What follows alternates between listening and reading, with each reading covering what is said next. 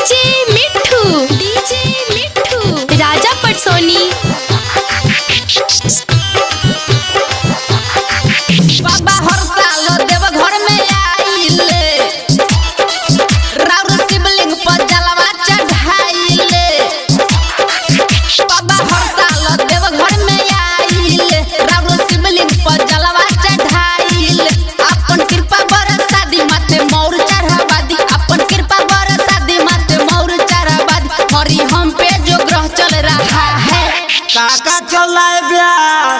अरे बाबा अगुआ न डर रहा है। ए बाबा उमर ढल रहा है, दूरा पर न अगुआ ठहर रहा है।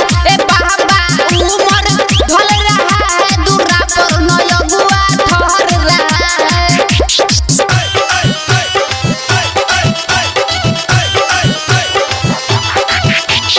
डीजे मिठू राजा पटसोनी।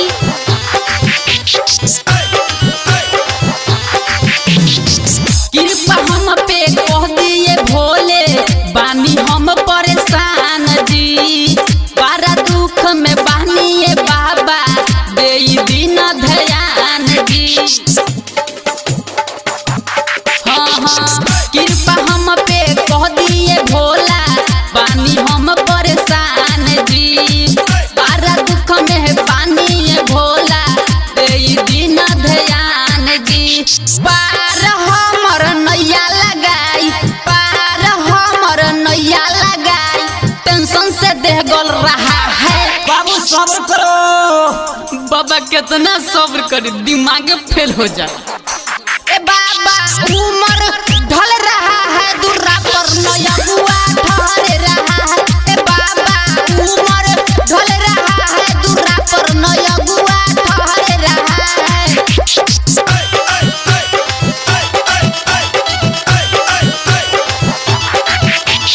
डीजे मिठू राजा पटसोनी।